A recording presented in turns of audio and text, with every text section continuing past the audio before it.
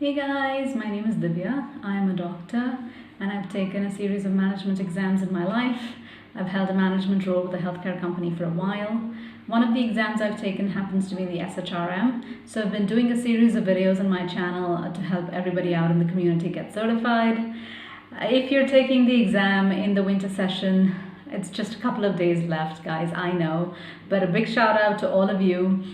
This video is sort of a review of a competency and it's a requested video from one of the subscribers, one of the viewers.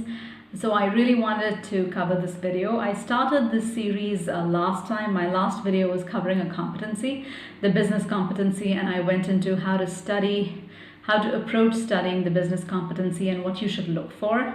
So the next requested video or the next requested topic has been HR planning, strategy and management, which is under the people competency. So that's what I covered today.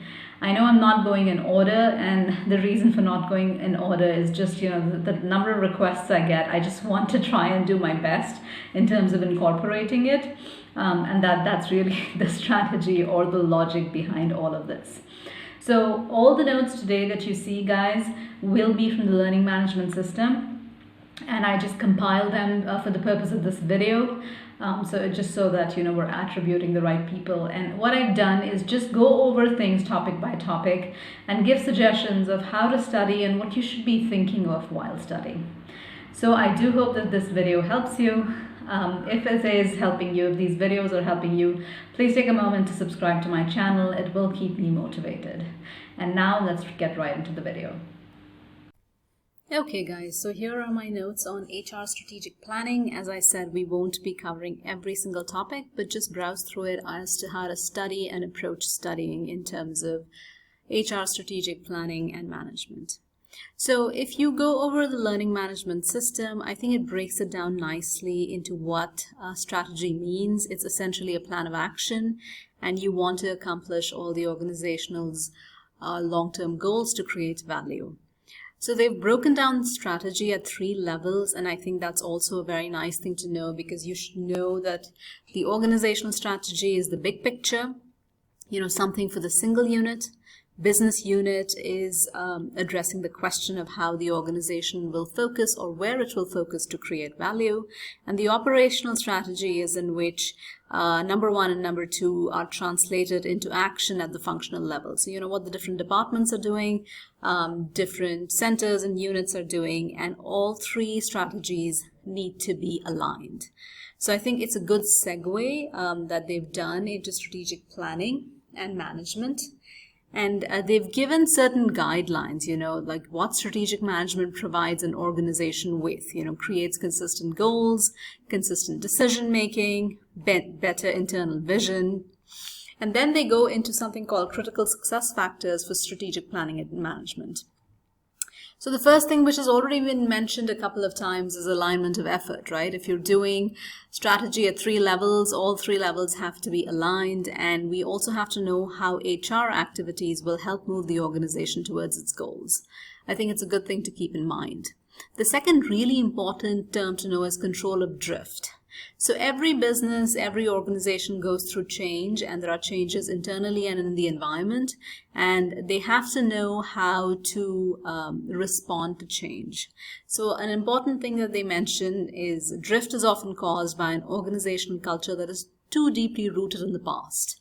So sometimes things work for a year, for a couple of years, but maybe a decade, but then they don't work. So I like to think of examples when I'm studying, right?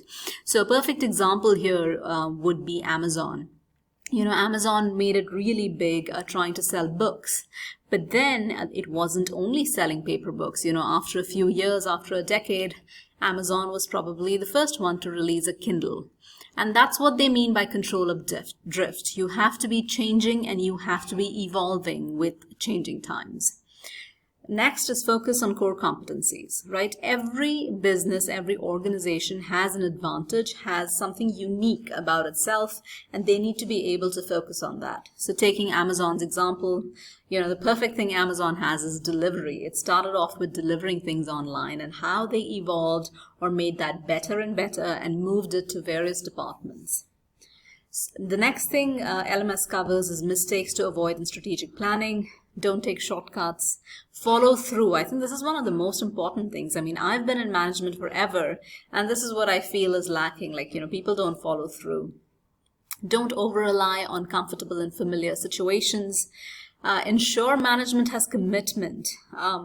Ensure that the rest of the organization is involved in a particular department's goals, because sometimes inter-department, inter-team dependencies really make a difference.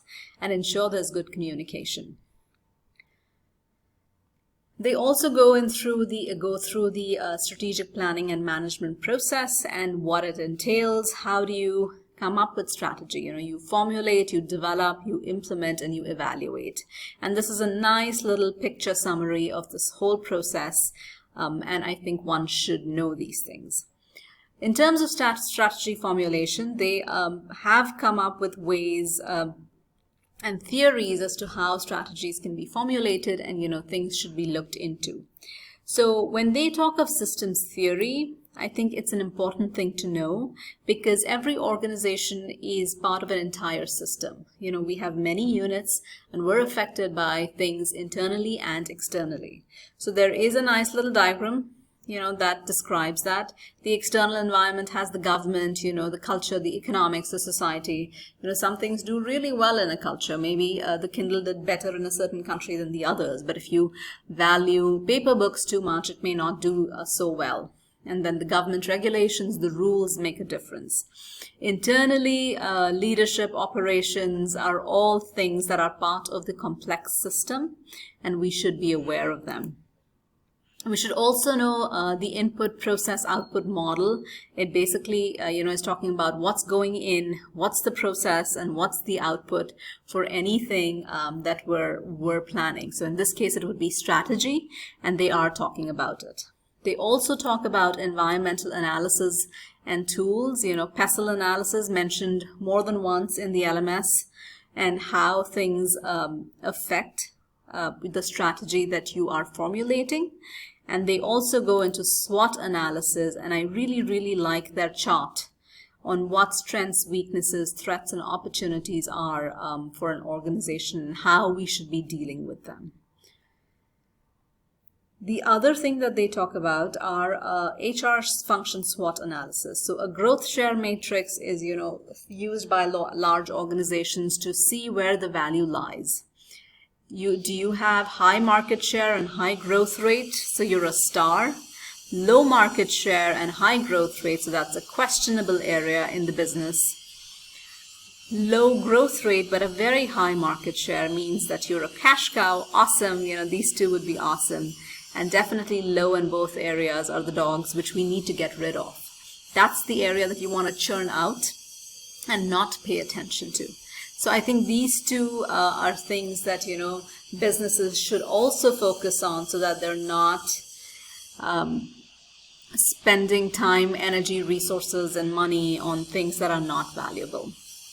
So this was really a brief synopsis. Let's go right back and do a little bit of chit-chat before I end this video.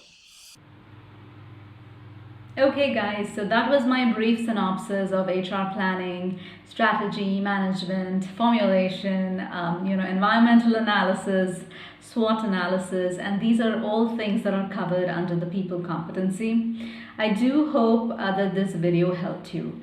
What I really wanted to say by going over the notes, not that I was reading it line by line, but just giving suggestions of how to study, how to approach this particular topic, or how to approach any topic. So the way I make certain things stick in my brain is if I think of examples, and I hope that you're doing that. So the Amazon example that I gave in terms of control of drift or other things, it's really just to make things stick in your brain. Like, all this management, all the strategy that we're studying, it has to have examples from real life. And if it does, then, it makes sense, and there's a reason for it to make it stick in our brain. So once again, I hope that the video helped you. Thank you so much for watching.